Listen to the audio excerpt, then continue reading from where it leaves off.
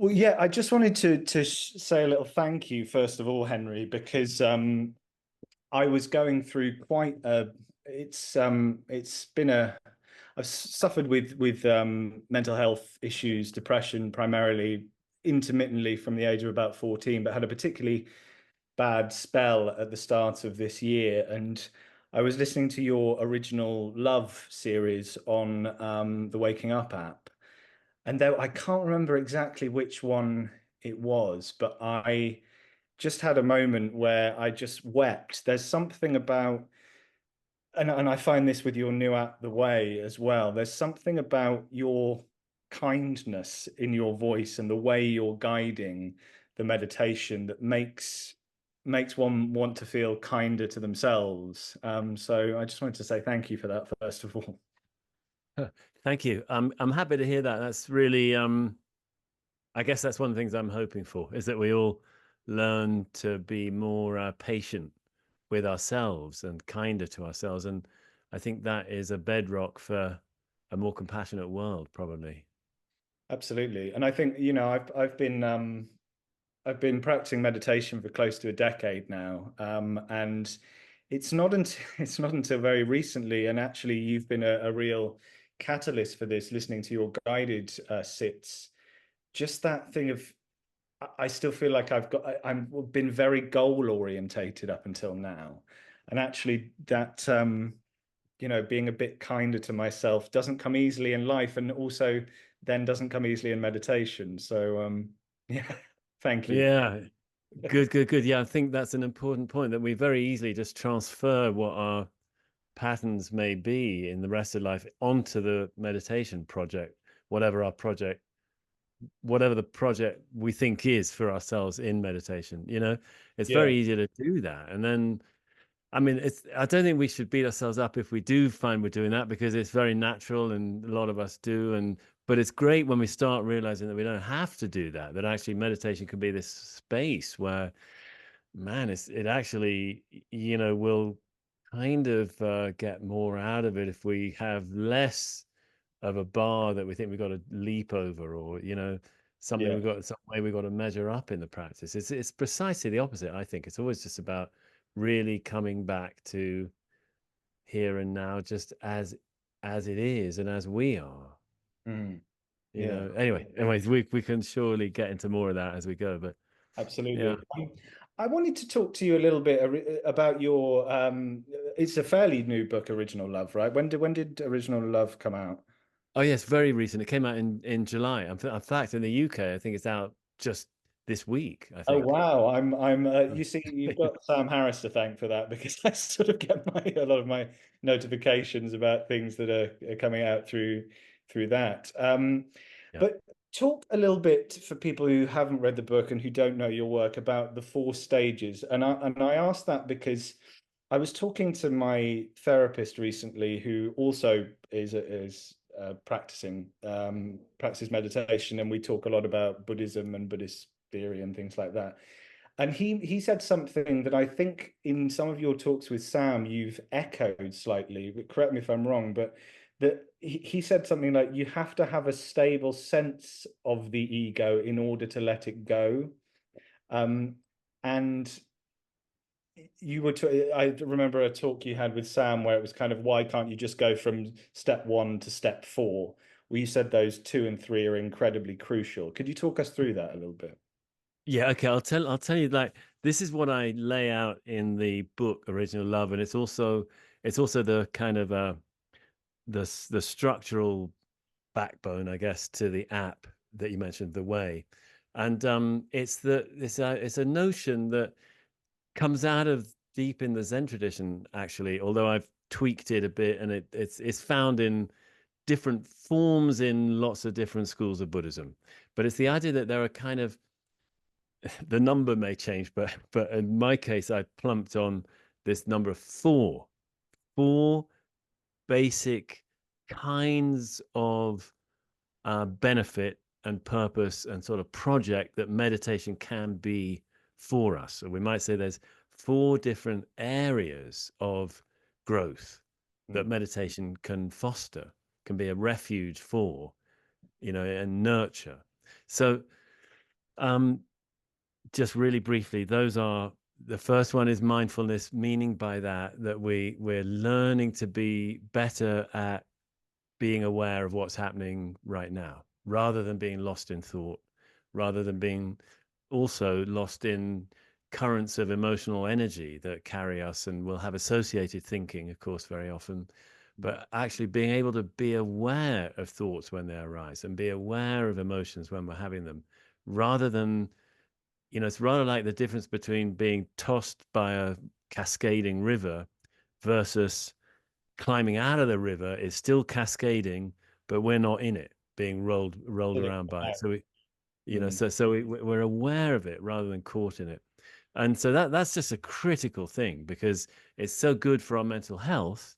And it's actually not only is it, got that sort of therapeutic sets of benefit, it's also a way of appreciating life more, because we're actually aware of it as it happens. Life, there's only now is really true. There really is only now. mm, And if we're living in constant imaginary time travel, back and forth, future, past, and we're just missing what life actually is, which is just now. There's no other time than now in actuality. And of course we can think of the past and we can think of the future, but we're doing that now. It's all now. So that's mindfulness. A lot of therapeutic benefit there. Then there's, I think, because a lot of people tend to come to meditation practice and think it's down to us alone. It's my practice. I'm alone in it, kind of thing. I'm responsible for it. No, there's a whole other side to the project of meditation, which is support and mm, connection. And that's both about, yeah, reaching out for support if we need it. And of course, guidance is a big part of that, but also community and in many guises, but also realizing just how totally connected we are anyway. Before we've even lifted a finger to find support, we're totally supported. mm, Our life, our very existence is actually a confluence of, a trillion conditions, causes and conditions that come together to make this experience happen that you are having, I am having, each of us is having. mm, And so to start to recognize that more, that we're really not in this alone. I think that's part of the meditative project, but it's slightly different from the emphasis on just mindfulness, getting back to here and now. So that's the second um, stage. I don't know. Actually, I don't use the word stage. I know mm. Sam did, but I think of them more as dimensions of practice, because Okay. any one of them can be a complete journey if somebody wants it to be. And then the third one is about finding flow states, which is really good for us. It's very healthy. And, it's great for our well being to be dipping into flow. And of course, there's a ton of ways of doing that. And you don't have to meditate to find flow, that's for sure. But meditation is a practice that can offer flow states in and of itself, but it can also encourage more flow in our life generally. If we're just doing our daily meditation, which is ideally it is daily, um, we'll get more flow in life. Flow being a state where we're not so self-conscious, we're not so time conscious, there's less sense of effort, and there's a sense of fulfillment in the here and now. And anytime we've been, I mean, like as an artist, anytime we're That, really in the zone, that's flow. We all it's cares too are fleeting, gone. but it's sort of imperative for the creative state, I think. Mm, I agree. And often I think that's why people are drawn to whatever they're drawn to in life. If they're drawn to practicing art, that's probably because they had experiences of flow mm, early on in doing art, making art. I thought, man, I want to do more of that. Well, quite right too, because it's very good for us and it feels so fulfilling. mm, So that's great. But all of that, all those three dimensions of help, they're not the same as the fourth one, which is awakening. mm, And so what does that mean? Well, awakening, and this is not the only term. I mean, people of course use the word awakening in a multitude of meanings, but when it comes to deep meditation, it's got a specific meaning, which is that we stop experiencing this moment from the vantage of a separate sense of self. Mm. Basically, that's the key thing. And that sounds rather dry when I say it like that. But a glimpse of what awakening is it's a random moment, and it always comes by itself. We can't really engineer it. We can set up conditions that make it more likely, but we can't actually make it happen because it's about us dropping away. And suddenly we discover there's another sort of side to reality where nothing is separate. Mm. And it's not, that doesn't mean like it's a bland uniform, sometimes I use the word oneness and others do as well, but it doesn't mean it's just one blandness, like one lump of goo, not at all. It means that even while every last little thing is being itself, there's simply another dimension in which everything is one field. Some people talk about the unified field out of kind of quantum mechanics, and claim that we drop into that when we experience awakening. I don't really know. I'm not so sure that it's so clear cut. And I think many a scientist would object to that claim. Yeah. But it is true that we suddenly get a glimpse of another whole side to life, to existence, to experience, to consciousness, Mm. where somehow, there's no separateness. Mm. And I think that can be on different levels. It can be just a sense that there's a single awareness that all things are arising in. Beautiful. Sometimes it can be a sense that there's a real fabric, not just awareness, but the fabric of the fabric of things is all one fabric. Mm. Sometimes there's a sense that there just isn't anything. It's just vast, clear, vast and empty. But it's very beautiful. I know that can sound pretty forbidding, but actually it's incredibly beautiful. And sometimes it's even just zero, nothing, not Mm. not empty, nothing. Because empty might sound like a great space with nothing, but there can even be experience where there isn't anything at all. And even that, which sounds even worse, is actually beautiful. And I think it's the ultimate cure for nihilism, is to Talk really taste.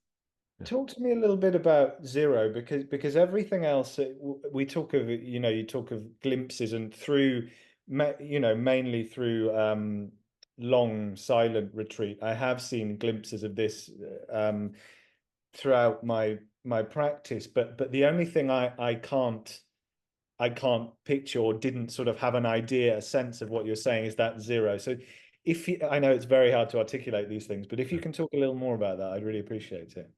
Yeah, I'll try. I mean, I can only say that I know it's real, and there's not much one can say about it because it's zero. But I think you can go through it. And I didn't, as with all these things, I kind of honestly, I've had various powerful, glimpses of this stuff or experiences of this stuff over the years, but you always afterwards somehow kind of recoalesced as a sense of me with Mm. more or less trouble associated with that. But there was one real knockout blow that I had at a certain point that happened when, yeah, it was just, man, there was just nothing, just nothing. And I know and it changes you. You don't come out of it quite the same. Mm. It's like I felt like I'd been through some piece of plumbing in the universe that was a very, very narrow pipe. I sometimes somehow went through it, and there's nothing there, and Yeah. things came back afterwards, and but it was different afterwards, and that was 16 years ago, and it's still here. Really, that experience is still here. And that was the decisive one for me, in the sense that it really did change things, which I'd never believed would happen. Actually, I thought, man, I've had some of these powerful, what Zen calls kensho experiences of all being one, of all being empty, and I'm totally not here, it's just a made up thing. And, but actually, it was only then that I really changed, Mm.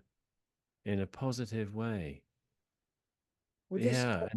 yeah, this goes to a point of that thing of glimpsing. You have glimpses of things, but I mean, my main simply out of practicality because there are a lot of Thai Thai forest tradition monasteries in the Theravada tradition in the UK. So I've stayed a lot, and that's sort of the tradition I know the most about. And I was listening to a talk in person from Ajahn Sumedho. I'm sure yeah.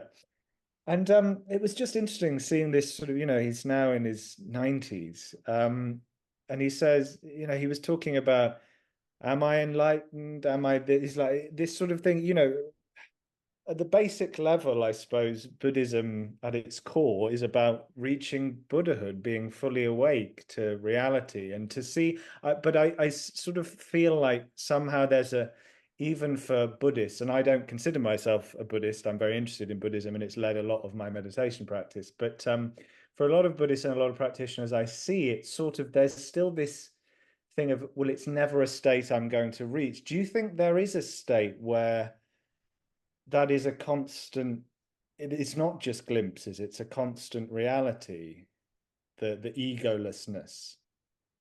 Yeah, I certainly can't speak to that, but I Mm, can say that there are degrees there are levels of knocking away mm, that get much, much easier. So I think I think the Theravada has this marvelous, rather carefully worked out scheme of degrees of clarity, where okay, you got rid of some of the hindrances. mm. And now maybe you got rid of one or two attachments and defilements, but not yet any of the fetters, And I don't know, I can't remember how it works, but increasingly fine-grained Mm, strands of attachment. And but I mean, the Theravada does state that you can reach, become an arhat where you're free of it all. yeah. Um, but I really, gosh, I don't know. I mean, I don't think I'm at all enlightened. I think I've got less and less enlightened over the years. In fact, I think I have had periods when I seem to have been clearer, than I feel now. But Yeah. on the other hand, I mind less and less, Mm, and I don't have an ideal anymore. I mean, perhaps I'll get one again. I hope I do, actually, where I mm, really want to reach a higher stage of practice or something. mm, But I just don't feel that these days. I feel, um, gosh, let's see how helpfully I can live, and and in a way, I think in Zen, probably the measure of, I don't know, depth of practice might be like, well, how far have you turned your life from self-concern to concern for others? mm, Because the ideal is the bodhisattva mm, who's more concerned with the well-being of others than of themselves. But on the other hand, I mean, the idea in there is that, well, the clearer you get, the more you realize that you're not separate from others. mm, And so it would be quite natural that really your concern would be for all beings, not just me and not just you, but all beings in the end.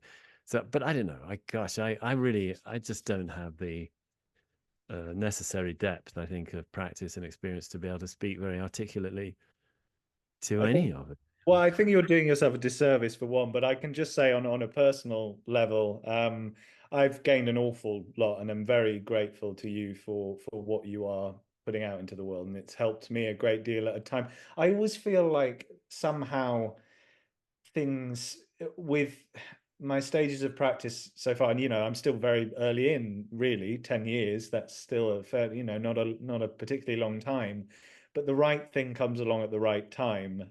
Waking up came along at the right time, and I feel like your work and certain other Zen practitioners came along at the right time. I do want to discuss Zen with you though, because Yeah. big topic.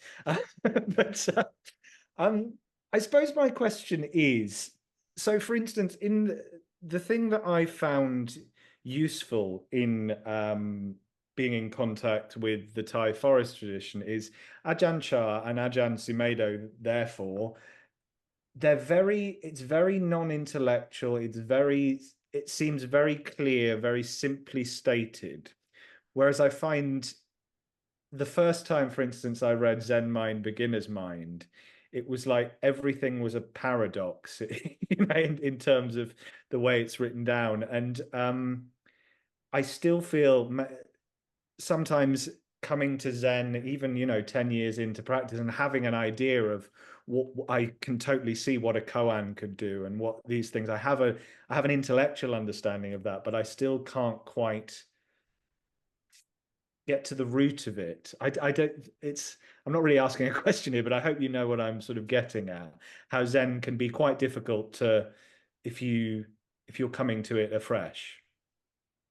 I think that's very true. Let me see if I could say anything sort of articulate on that. No, apologies, it wasn't a very particularly well No, led question, but no, no, I think it was very well put. I mean, by and large, I think the Theravada teachings and, certainly many of the texts in the Pali canon are kind of rational. They kind of make sense. You can understand the the points they're making and the logic behind them, and it sort of makes intellectual sense, and that's really good, or conceptual sense. And I agree with you that I mean, this isn't exactly what you said, but Theravada practice, what little I've done of it, mostly what I've done actually is jhana training, but which I know is a bit outside the box these days. But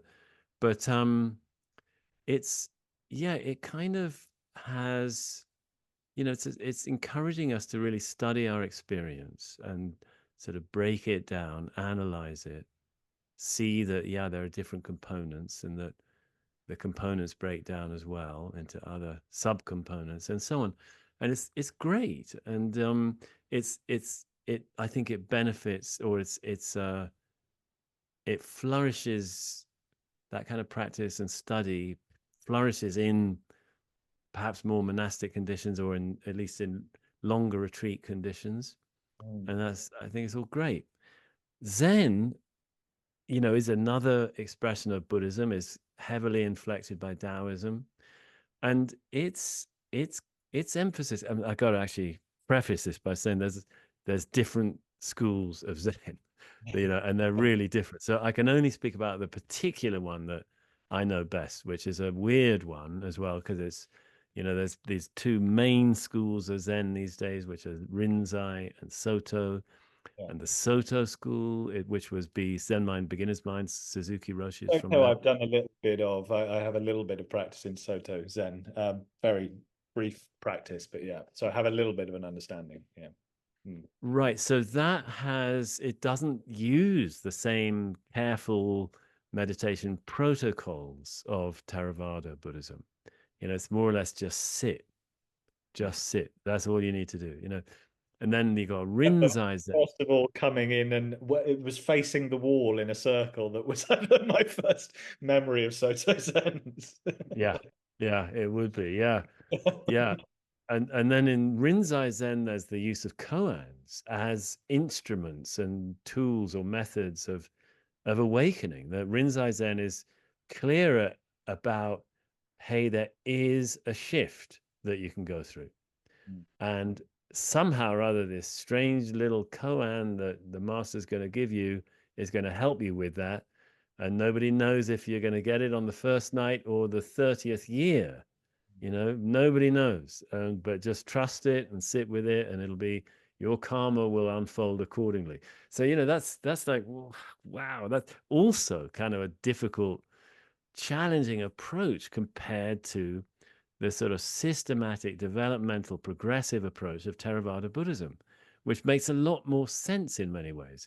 Now, the only reason that I was drawn into Zen after several years of doing transcendental meditation was that I recognized it totally understood an awakening experience that I'd had when I was 19 years old, which was in fact an experience that I had no idea what it was. but I knew that I'd seen reality, and that the way I normally experience things was not actually reality. It was a version of reality, but there was a clearer, better version of it that I'd glimpsed in this awakening experience that changed my world. But I couldn't sustain it at all. I was 6 weeks later. I had a nervous breakdown virtually, and had a Well, very hard time. yeah, I was Yeah. going to ask, it must be quite overwhelming to have that with no knowledge of what to do with it. And I don't know if you've heard of oh, what's her name? Willoughby Britton, her name Oh is. yeah, yeah, yeah, Yeah, yeah, yeah. and Really. I'd love Sam to talk to her. I think they'd have a great conversation because I think she gets demonized, this anti-meditation person. I don't think she is at all.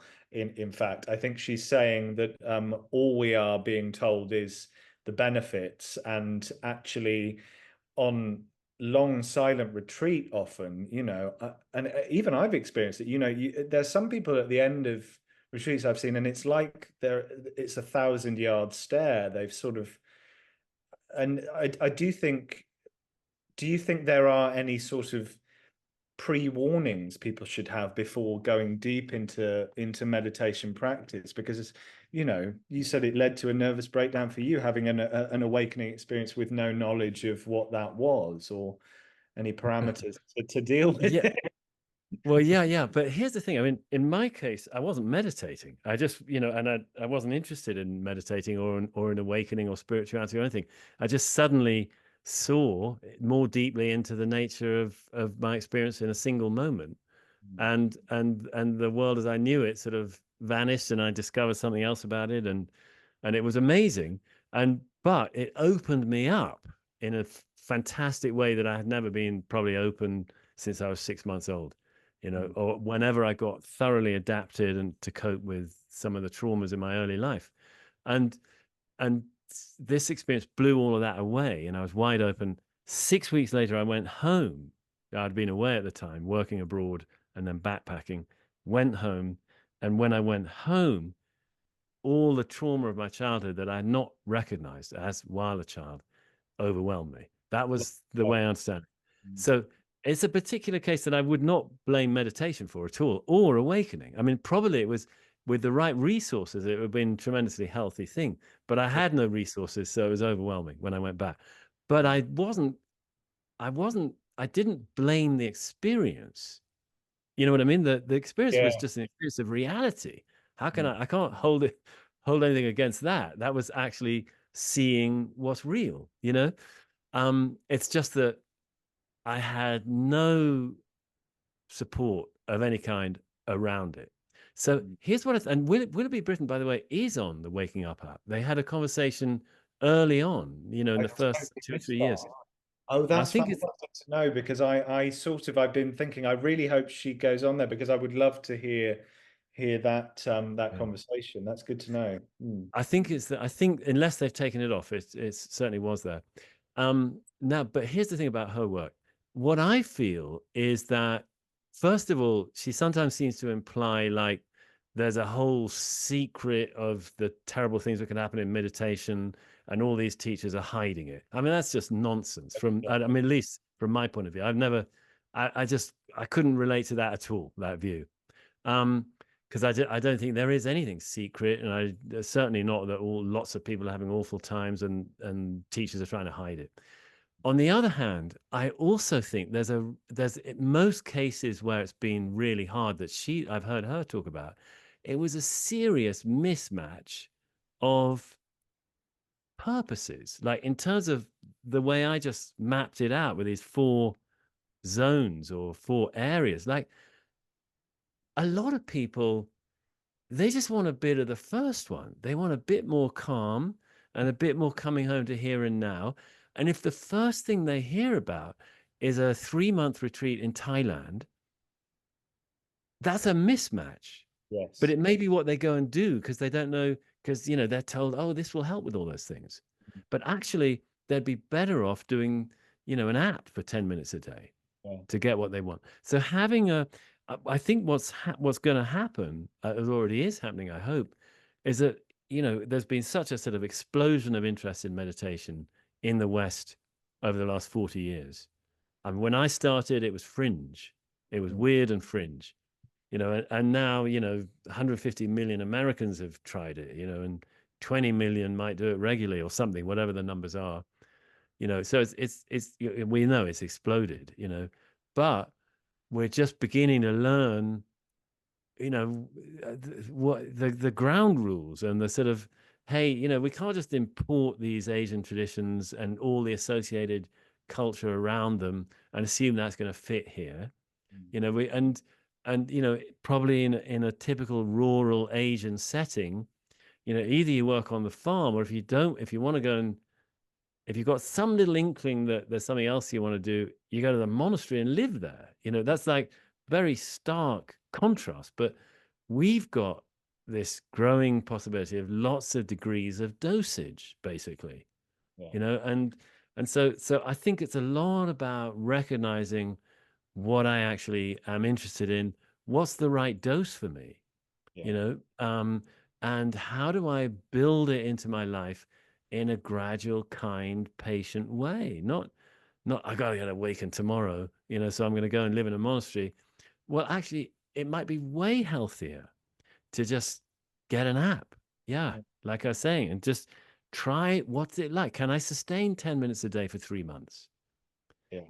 Actually, I can. Great. Okay, so go to 15 minutes a day, and that's my view about all of that. Now, on the other hand, the kinds of things that, if you're getting into the deeper side of it and you are doing longer retreats, you're going to go through a lot of difficult stuff. That's absolutely part of it. It's not like it's a bed of roses. And honestly, in my Zen training, nobody ever said it was. Say, hey, you're coming here Oh, for a week long, it's never been you, framed that way to me either. And I will just say for the listeners, I'm sure Henry knows a lot more about William B. Britton's work than I do. It's very fleeting, and I just find it interesting. But I just want to state how much of a proponent I am of meditation, and how it has been, more than the listeners will know. I got sober almost 3 years ago, and even more than that, it's been the most transformative thing in my life. So that I should say that up front, first of all. well, congratulations, by the Thank you way. very much. Thank you. That's great. That's great. That's great. That's a very hard journey to get Yeah, sober, and also to do the recovery beyond it, which you're obviously doing, where it's about I think a lot of people might have the idea, if I can just get sober, but mm, actually really it's like the growth that our troubles can propel us into. I've yeah. been spared that particular branch of difficulty somehow in my life, but I've known many who were not spared it, and I've seen close up what a difficult journey it can be. But but how great it is if we can. I mean, I think in all the challenges we have, somehow, if we can get to the place where my very difficulty becomes my blessing, because it's what propels me into the path of healing and growth. And that's been true for me. Without substance issues, I did have significant depression, especially after that experience when I was 19.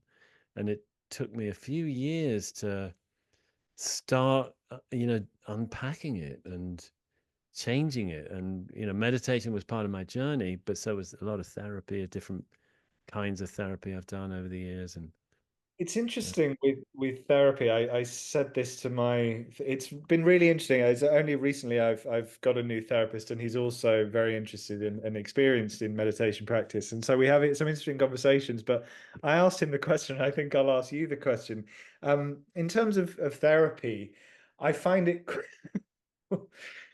I find it sometimes quite laughable that I'm sort of like, I'm talking about stuff that I know is an illusion, really. Really, it's an illusion in a way. It's like if I could just see through the illusion more clearly and on a more regular basis, I wouldn't need to be talking about this in a room with someone. I don't. Yeah, yeah, I know what you mean. But okay, here's my take on that. I've thought about this, of course, as well. At times, and as you were saying about Ajahn Sumedho, you know, am I enlightened? That here's one way of thinking about it. And I touch on this in my book, Original Love. there's an old metaphor in early Chinese Buddhism of practice being a cart track, and the cart track has two wheel ruts, one for either wheel, and one of the wheel ruts is progressive, gradual cultivation of the human being, and they basically the four foundations of mindfulness, gradually cultivating our human, very real human self. And the other wheel rut is awakening, where there is no self, there's no path, there's nothing gradual because there's nowhere to go, there's only now, and it's all empty, and it's all here, and so there can't be any gradual development. And on track one, we got to heal, and we got to grow, and we got to tend, and we got to help this human being, mind, body, heart, and on the other one, there's no human being, there's nothing to heal, there's nothing was born, nothing's going to die, and that's real too. They've both got to be faced. And the issue is that it's all to the wisdom of that image in my mind is that there's a real danger, and Zen calls this Zen sickness, so it's aware of it. There's a real danger if somebody gets blasted open, that wow, there's no one here, there's nothing here.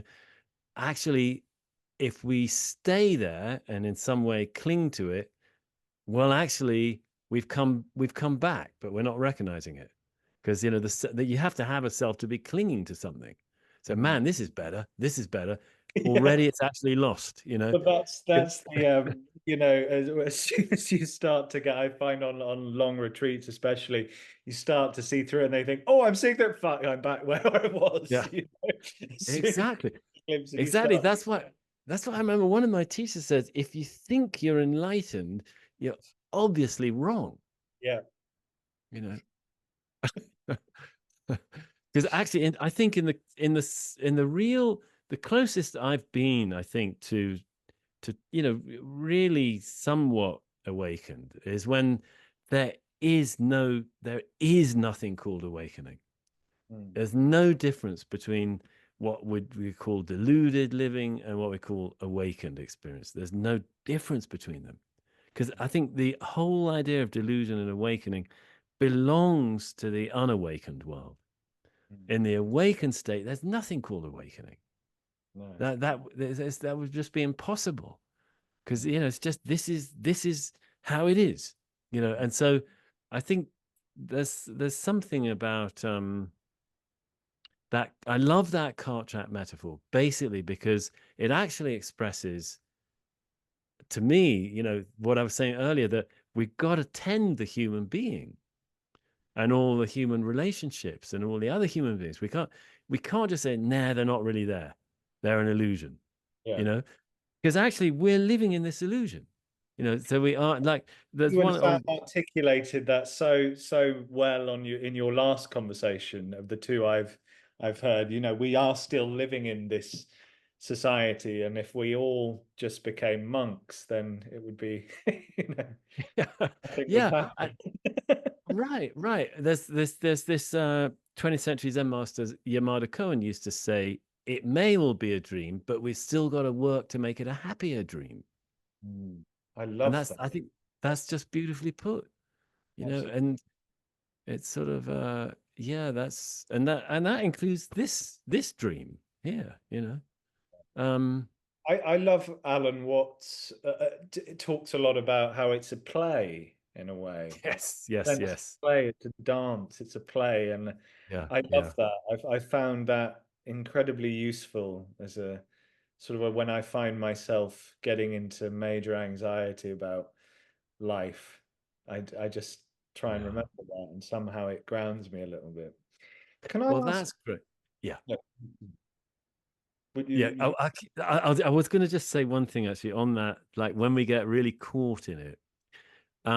Here's one little tool that I find very helpful is if I'm getting caught up in some problem, like I remember there was a time not that long ago, actually, I was trying to get booked into a hotel on my phone for myself and my family.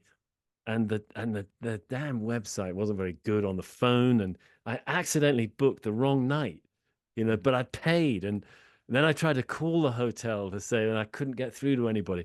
And I was standing out there. I was actually up in the mountains somewhere where there's a very poor signal. And it was all for the next day. And I couldn't, and I suddenly realized I just suddenly switched to the wider view, of being very conscious that this is all a dream. Nothing's changed. Everything's the same, but I'm just aware that there's a big consciousness Mm. that it's all happening in, and then it's not like I still want to sort this out, but the charge has gone because I'm not caught in it. And the scale of it, I think there was something I'm very early on. I'm sort of about 6 sessions into your new app, The Way, and there was something that jumped out of me the other day in one of the early sits where you say you're a beautiful speck in this whole thing, and I loved that metaphor. I can't remember exactly what you said, but it was something like that, and I really enjoyed that. But I'm I glad want, to hear it. Yeah, let's keep going. yeah, Yeah. I Yeah. just wanted to. So this may seem like an odd question, but I'll try and phrase it, you know, succinctly. Do you have a conception of the word God, Henry? Has your practice led you to any sort of understanding of that? We were talking earlier on in the talk about, oneness, and I suppose it's Atman, the Godhead in Hinduism, and and some Christian mystics like my Meister Eckhart sort of saw that. And I was just wondering, do you have a conception of the word God, or is that word just too loaded? Yeah, thanks for asking this. I'm happy to dwell on that a bit. Basically, I've never had, here's how I'd put it. I've never had an experience, you know, that made me believe in God. Mm. I've had, of course, I've totally, you know, often feel this little self is a made up thing, and instead, all this is one vastness, or is all one intimacy, or is all one power, or is all one consciousness, or is all one energy, it's all one creative force. But the idea that there's another thing out there, which is God, I just can't get with that. Yeah. And I think nearly all religions make it sound like there is. Mm. So I'm not really, I can't buy into any of them, basically, unless we accept Buddhism as a religion, which some do, some don't. Yeah. Um, so there's that. On the other hand, I do kind of, this may sound really contradictory, but I sort of believe in animism. I Mm. believe that there's a realm of our experience where there's kind of powers and entities and forces, and we can be helped by them, we can even be hindered by them, and but all of that, as I was far not as expecting that, Henry, I have to say. no. After you go ahead. But look, Yes. that's but that is all, in my understanding of it, is basically in what Jung called the collective unconscious. So I do believe that there's some sort of level of our consciousness that that is more opaque, and we don't know it so well, and it's unconscious, but it's real, and that is more shared. And I think that's where shamanistic journeys happen. I think it's where dream work can go, which I've done quite a bit of. And it's where sort of mythology happens. Frankly, it's where a lot of religion happens, where there's religious entities like the Holy Spirit or Jesus, people who meet Jesus. They're in that realm, I think, of the collective unconscious, or some call it the archetypal realm. I was going to say it's You know? sort of archetypes, isn't it? That you see through all traditions and mythologies throughout time. They all follow similar thing. I think my feeling, and it's a difficult one because I got sober through a 12-step program, and Yeah. the third step is they use the word God as you understand it. And I Yes. have never been theistic in any way and continue not to be in any way theistic. But I do see in sort of some of the Christian mystics, for example, from what I read of some of them, it sounds like the glimpses we see in meditation, and perhaps I suppose my own understanding of it, which is just my understanding of it, and I have no kind of like this is what I think the truth is that maybe those were the glimpses that people were having for a time in memoriam and calling it became God, and then we put it onto a, I don't know. Yeah. It's talking to me Yeah. No, compared to talking to Sam Harris about this is a little different. no, I'll tell you, but I think it's a really good thing to bring up. And here's a few things that I'd say on it. One would be, okay, if we're talking, 12 step, the power greater than ourselves or the higher power, there's something greater than ourselves. I totally buy that. I just don't think that maps very well onto my experience. I wouldn't go to Yahweh to say what that is. I would go to absolutely. There's a vastness shaping all of this somehow, or expressing itself as all of this. It's just nothing like a God, you Yeah, know. yeah. And at least in my humble estimation, or probably some theistic person would think I'm being very arrogant, but I just have never experienced anything that I call in those terms. But um, I totally value the idea that we could be greatly helped and supported and healed by feeling that it's not all down to us, that there is something greater and a higher power. I'm okay with that. I think and there's for example, one way that I could map that into Dharma practice, is like, well, in Zen, they use the word Dharma. Obviously, strictly in Buddhism, the word means teachings, basically. Is the Dharma or Dharmas. But actually, in Zen, it has another meaning. And I think generally in Mahayana Buddhism, it does, which is that the Dharma is also the law by which all things arise, the laws of causation, that what it is that makes everything appear and That's makes very everything Taoist, exist. isn't it? As you talked about Zen Yes. and Taoism being so interconnected. That's so Yes. interesting. Yeah. Yeah. So I, for me, it's easy. I can easily go to higher power because it's the Dharma, you know?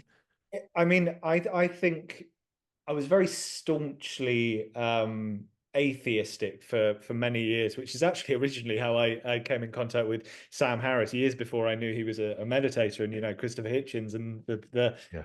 the four horsemen of the atheistic Yeah. apocalypse or whatever it was.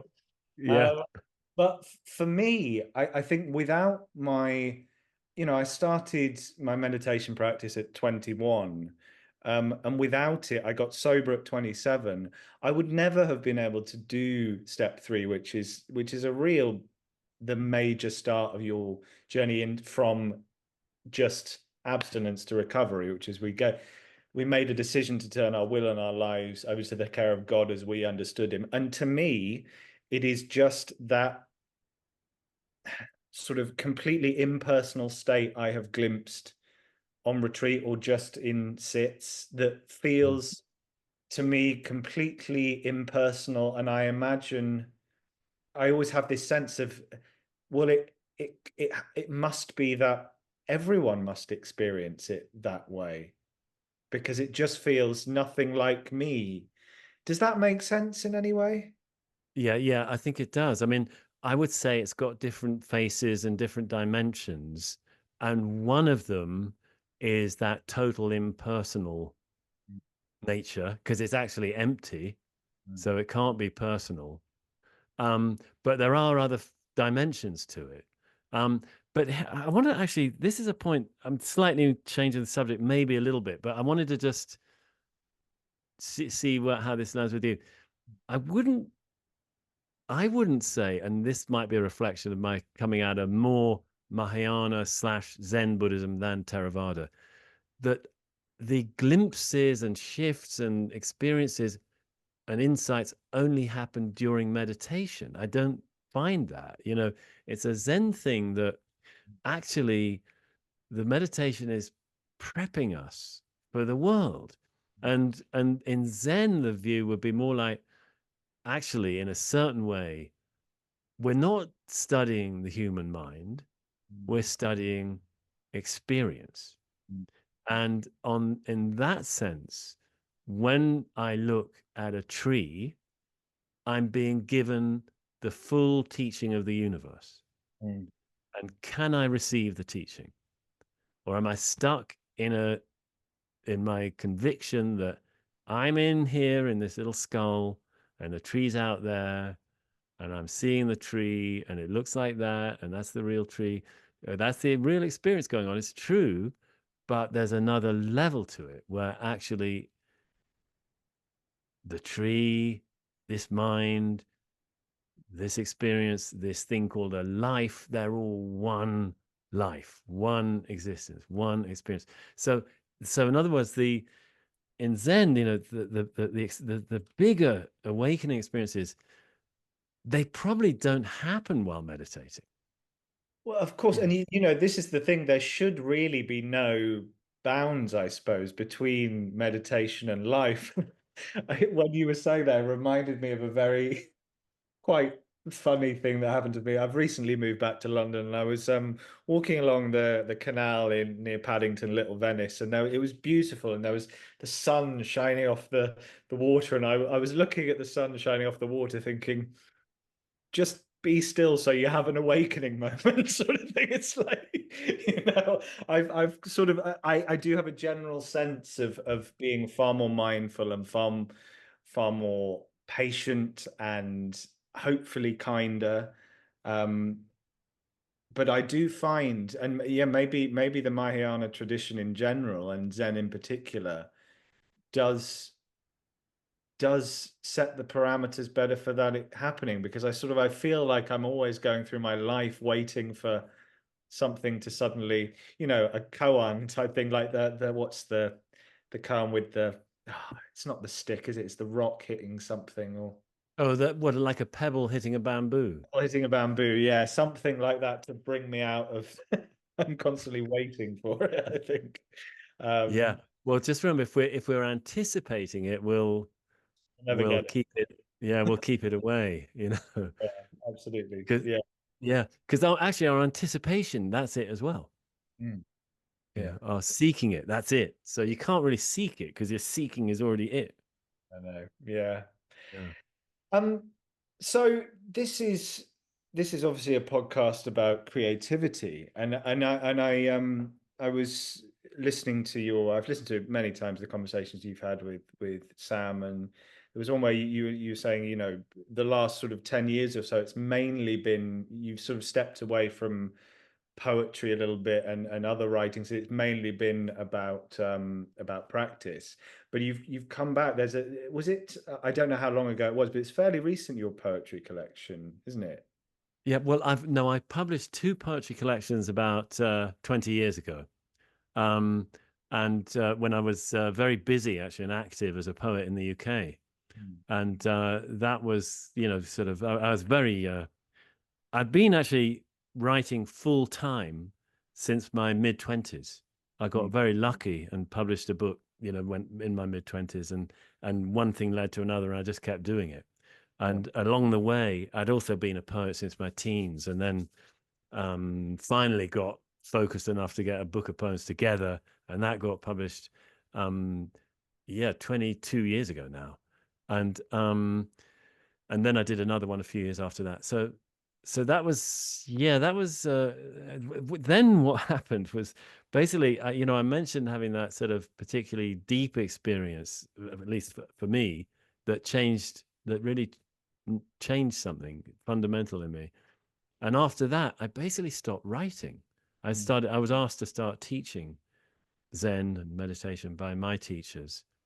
And so I did. And I became a hospice carer for a while, and I went into prison to teach meditation as well, and was brought in to run a Zen center here in Santa Fe that didn't have a teacher. And and I was very, very busy with that and didn't really write except stuff about Zen, or meditation and awakening and whatever.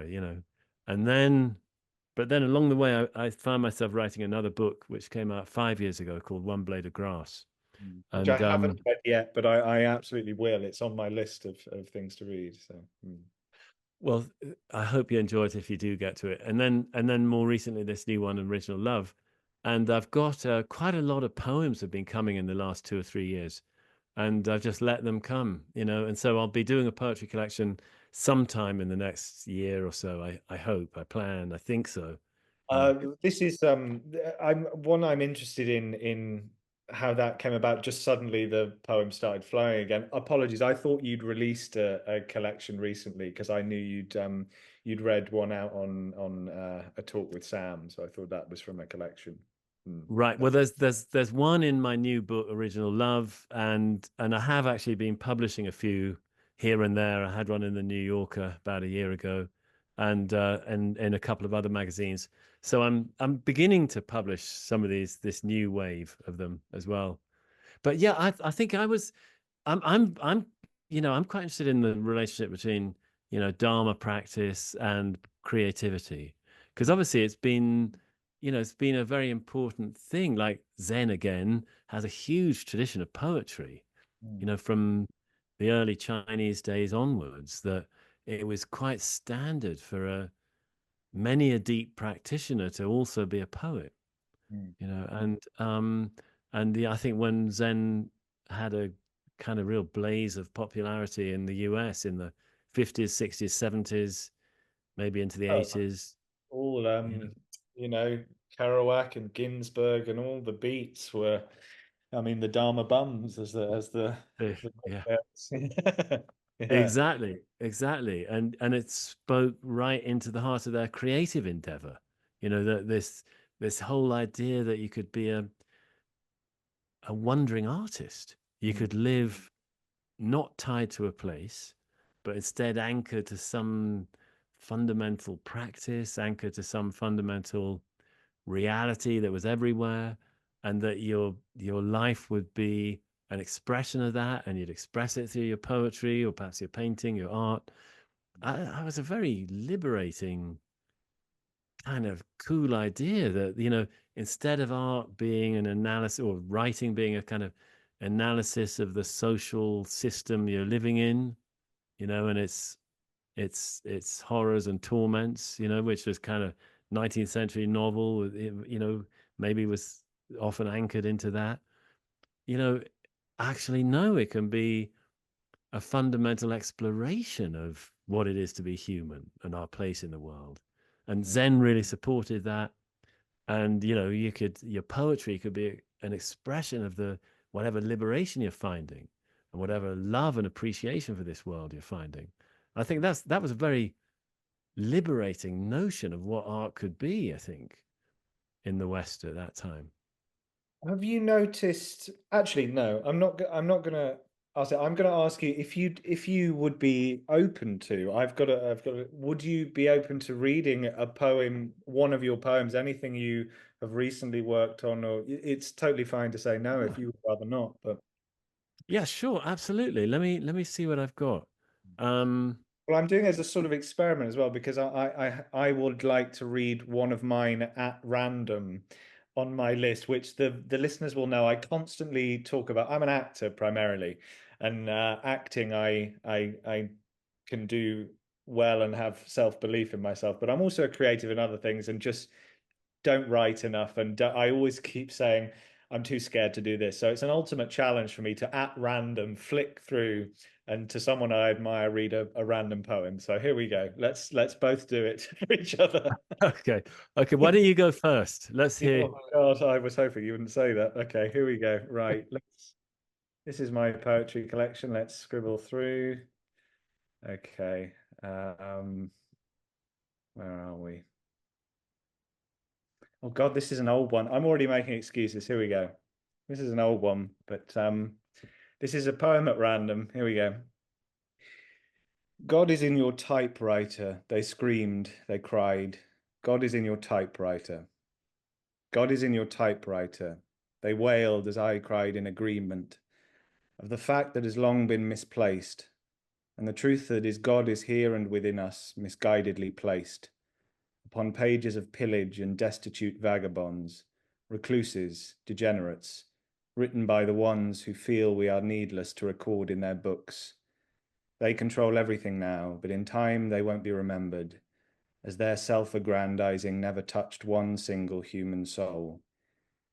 Yet when I walk and I see you, the painful, beautiful truth of life that is harsh on this dry, blank page, I'm touched to the bone, and I'll remember you forever. That's a very old one, but there we are.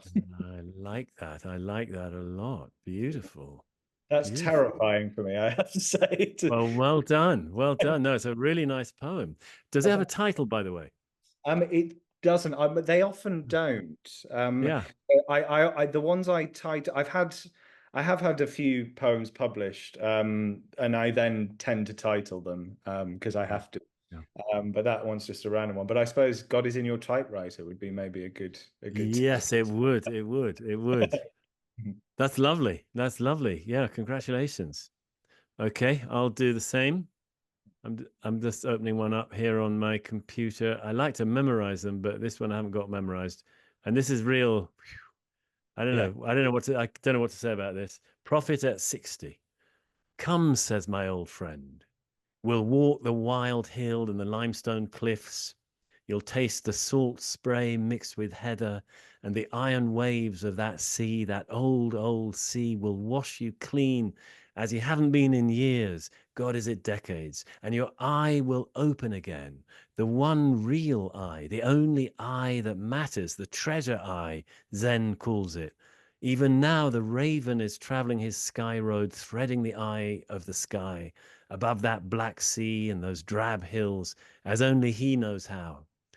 And what shall it profit us, all our labor, if we don't lift up our eye to the hills?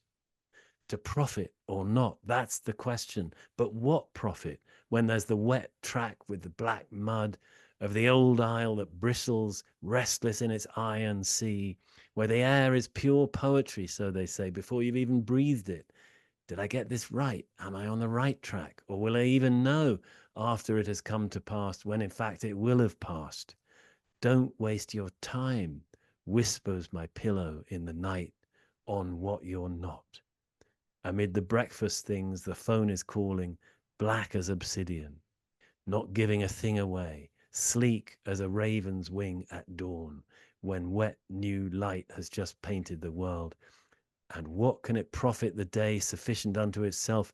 Don't wait, that's all, or you don't learn who you are and what's needed of you. Do it now, the hand extended, here, now. Don't seize the day, befriend the day. All it wants is to be your friend.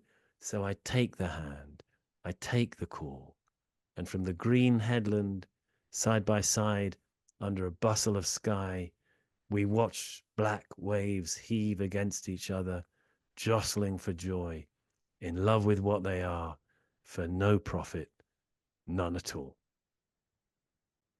Thank you so much, Henry. That was there were so many things going on for me in my brain when that was. I was like, it was vivid because there's so many things that initially about the sea, and I find I think the best poem I've ever written, my favorite of mine, was written about the sea and while looking at the sea. But by the end, I was like, for me, and this is obviously art subjective, it was kind of like this reminder of mortality to me, that poem, but in the most beautiful way that we don't see befriend the day, don't seize the day, befriend the day. I love that. Thank you so much. Well, thank you, thank you. It's one of the less easy ones to follow. Actually, usually I write ones that are just very straightforward. Nobody's in any doubt about what it's about, and you can sort of follow every step in it. But that one, I always kind of had a soft spot for that one. It came about 2 years ago, actually, and I was I just got hit by the first line somewhere, and boom, just had to write it out, and I've been tinkering with it ever since. So I'm not sure it's quite there yet, but thanks. I'm glad for the opportunity to share it. Actually, that's No, great. thank you. Thank you. I'm already going into self-criticism mode and wishing I'd picked a good one, but hey, that You was did. No, you best. totally did. It was great. No, Thank you. no, no doubt about it. It was a really lovely poem. I really, Let's get on because we have 15 minutes, and I think it'll be very interesting because we've talked so much about um, you know, practice and Buddhism and meditation, but you are an artist, and I'm really looking forward to hearing your answers to these. So these are the recurring questions that I ask every guest, Henry. So your art of the week, a piece of art that has moved you, inspired you, or you've just enjoyed this week of any form. oh man, it was. I just happened to land on a Wendell Berry poem that I've read many times before, but hadn't in quite a number of years, which is The Peace of Wild Things. If anybody wants to look it up, he's got a book by that title, but there's also a poem by that title. Amazing. Thank you so much. I And mean, what? I could read it. It's very short. Or Yeah, please do we do. want it? Yeah. Yeah, yeah, Okay. please do. As long as you don't mind maybe going 2 to 3 minutes over the the 12:30, but we'll see. I should get through this Yeah. very.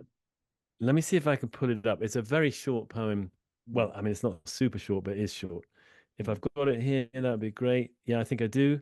Amazing. Yep, Yeah. yep, yep, yep. The peace of wild things. When despair for the world grows in me, and I wake in the night at the least sound, in fear of what my life and my children's lives may be, I go and lie down where the wood drake rests in his beauty on the water, and the great heron feeds. I come into the peace of wild things, who do not tax their lives with forethought of grief. I come into the presence of still water, and I feel above me the day blind stars waiting with their light. For a time, I rest in the grace of the world and am free. Thank you, Henry. You read so beautifully, by the way.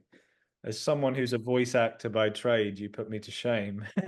I don't believe it. I thought you got a great voice, and I thought you read your poem very well. Actually, I Hey, meant to say that. it's Yeah. one I wasn't very familiar with. I wrote it so long ago. So and my I tend that's one thing with poetry I find difficult is a sort of if form comes, it comes by accident. If I have to enforce a form, I sometimes do it as an exercise, but generally the poetry is not that good if I have to enforce it.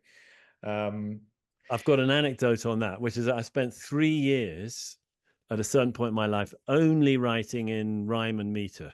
mm, Especially iambic pentameters and sonnet form, and literally 3 years only doing that, mm, and occasionally blank verse. And um, I didn't produce a single poem I liked. right. But when I suddenly, 3 in the morning one night, I was having a pee, and I suddenly got a thought for a poem, and it was very powerful and vivid. The feeling, the image, the first line, and I just went for it on the back of a gas bill, which was the first piece of paper I could find, and that became the first poem actually in the collection I published 22 years ago called In Doctor No's Garden, Mm, and it was free of all of that. And I yeah. think I'd learned something through that training. I You know think that. Yeah. in any artistic pursuit that happen, sometimes you have to go the absolute opposite direction to then bounce back and realize, yeah, it frees something up. Um, Yeah. I could talk to you for hours. I really could, but I'm going to go on. My art of the week very quickly is Eternal Sunshine of the Spotless Mind, the film written by the brilliant Charlie Kaufman. It's one of my favorite films, not because I think it stands up there in the pantheon of the great films of all time, although it is a wonderfully written and acted and directed film, but it speaks to something of the addict in me. I think that's something of the erase, trying to erase the pain and then realizing that the pain's the thing that's gonna not save you, but is I don't know, will I wouldn't be without the pain now, in a way, if that makes That sense. I mean, that's film yeah, speak. Yeah, that's yeah. beautiful. That's beautiful. I was wondering whether, as you were just wondering about how to express that, I suddenly had this little image of like the pain is the exact shape of the healing I need, Wow. Yeah. or the something like that. I don't know. If that'd be something to Yeah. explore. Yeah, but I'm with you. I'm with you on that. Thank Yeah. you. Yeah.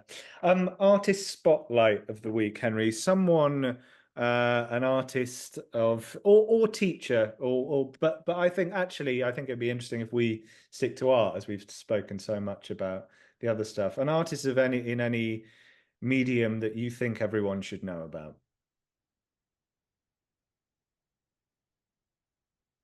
I guess it would be D.H. Lawrence. I mean, of course, a lot do know about him and will have You mixed wrote a book feelings about about it, him. right? You I did. I sort of half did. Yeah, Yeah. it's true. Like, yeah, Savage Pilgrims. Yeah, it was about my first time in New Mexico. Really, a memoir basically of that. And he was the sort of the central thread of it because he lived out here for 3 years, and he was why I came here actually.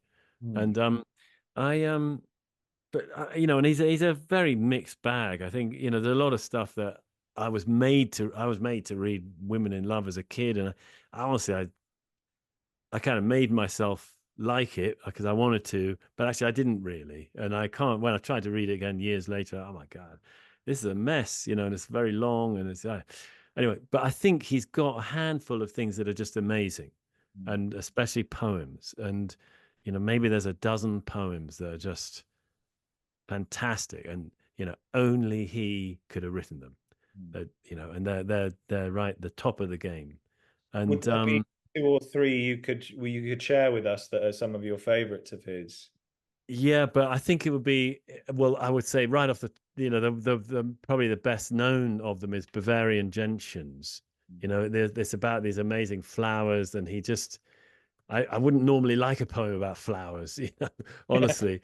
It's not like a thoroughly Yeah. inviting idea for me, but it's an incredible poem, but it might take, I think it's probably a bit long to read. And then the other one, I don't think we one have of his time for you, fortunately.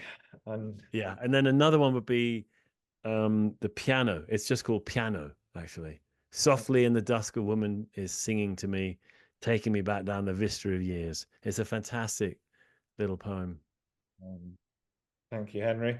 Yeah. Um, One thing, so I do add a few questions that I don't share with you beforehand, and they're very simple, but one thing you are grateful for this week. My wife. Wonderful. That's great. She's yeah, we've been through a lot, and we're How long? still going. We've been together 30 years, Wow. actually. Wow. Married for 28 years. Mm, amazing. Yeah. Mm, Yeah, so it's a journey. yeah. Yeah. I actually haven't thought about this, which is probably a good thing. This week I am grateful for I'm grateful for the neighborhood cat that came to sit alongside me at my morning coffee this morning. I love cats more than anything, and I miss my cat from back in Bristol. I've literally just moved to London, and just out of nowhere, this lovely cat came and sat by my feet. So that's what I'm grateful for this week, along with many other things. Beautiful. Um, what does it mean to you to be an artist, and what do you think are the qualities that make a great artist? Gosh, okay. I mean, I'd say right off the bat, the first thing that comes to mind is like, I'm still discovering what it means to be an artist. And I'd say that one of the qualities is to be always open to new discoveries. Mm, Like the difference between, I guess, I don't know about, I wouldn't know what it is to be a great artist, but just a real practicing artist is that I think you have to stay open to not knowing how this should be done. mm, That in some ways, every time it's not just a new thing you're making, it's a new way of making. Mm. And yeah, of course there's some things you'll learn about how you operate best, but it's always got to be keeping it wide open and not getting. I mean, that's not to say we don't have to work in a fine-grained way as well, but that the source of the creativity, tapping back into that, I think can't be done if we're too sort of narrow in what we think we've got to do. I think every great work of art exists on its own terms, kind of thing. Mm. Yeah, It says this is what art is.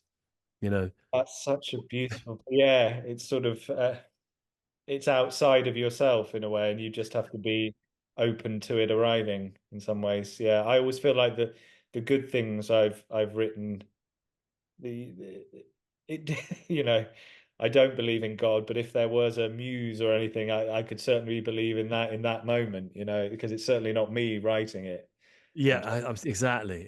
And I think there's somehow if we're like anytime I think, oh, I want to write a poem, and I have some idea of what a good poem's like, that it's over already. yeah, really, It's yeah. got to come. It's got to come on its own terms Yeah. If I for sit down me. to write a song, it's going to be dreadful. It's when I have to scramble to pick up the guitar. That's Right. usually when it's good.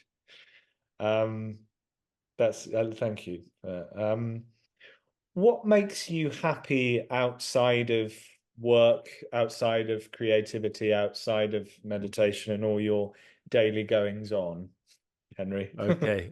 Yeah, going for a hike with a friend, sitting out, on a patio with my wife and having a nice meal and or just kind of gazing into the trees. Um, I love um, getting in. I've got a cold plunge, an old freezer So that I jealous. I really want one. Cold I got shower, it. best I can do, alas.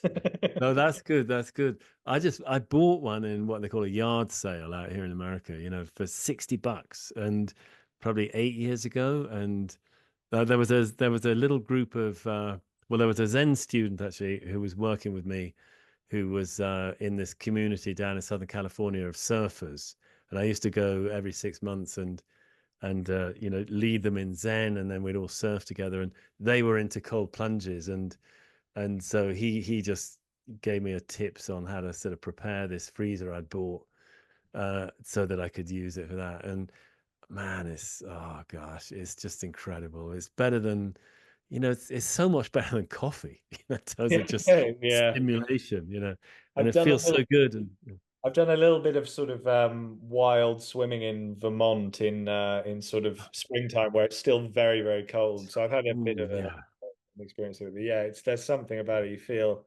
alive, shall we say. That's yeah. great. And finally, Henry, I'm sad our conversations. I could talk to you for hours, and thank you for agreeing to do this with me. It's been a real pleasure. But finally, just anything you would like to promote or just let the listeners know about your work, where to find you. Yeah, I mean, I'd say, we've been talking about it somewhat. This book, Original Love, I think I hope it will be a helpful map. I call it a map, a manifesto, and a manual. And so I hope it will help, people who are trying to find their way in meditation. What I also hope is that people who've been meditating a long time might find it helpful to get, this map that really sort of clarifies a bit more what are the different possibilities of this practice, and not because they do tend to get muddled. And I think I hope it will prove itself as a helpful tool as people are trying to find their way.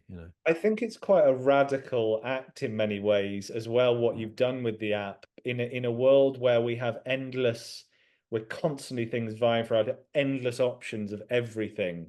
To have this set out where you do this on this day and you can't do the next sit before you've done this sit. I think it's brilliant. And I truly, I know I'm very early on into it, but I couldn't recommend it highly enough. I'm 10 years in and it's doing wonders for me already. So yeah. Well, yeah, making me very happy. I hope it continues that way. Thank you. Yeah, that app, the way it's I think it's very good value, actually, I would say, because you do get you know, it guides you. You don't have to wonder which course I should do of the 300 on this app. You know, it's going to lead you, and it's going to lead you, I think, through all the major kinds of benefit that meditation has to offer. You know, and you get the first 30 days free, and you got plenty of time to decide if you like it or not. You know, Yeah. and then it's very inexpensive when you do have to pay. And if you think it's for somebody who's come out of the more in-person world and the Zoom world, like the idea that you could get a year of guidance for $75 is mind-boggling. You know, if you wanted one coaching session, I you know. know, imagine what it would cost. You know, anyway, that's the economics of apps. So Absolutely. be it. You know, if I had anything to do with it, it would be much more expensive. Well, So Henry, there's that. You know. yeah, I just want to say thank you. It's been a very, I didn't really know much about your work until the end of last year, and then I got very interested in hearing you speak and listening to your guided sits at a time in my life that was truly very, very difficult. And your voice and your kindness was a real you know friend in a way from afar. So thank you so much for agreeing to do this. It's been a joy. Yeah, thanks. I've enjoyed it a lot. Thanks for having me. And yeah, power to you for all the good things you're doing. Thank you.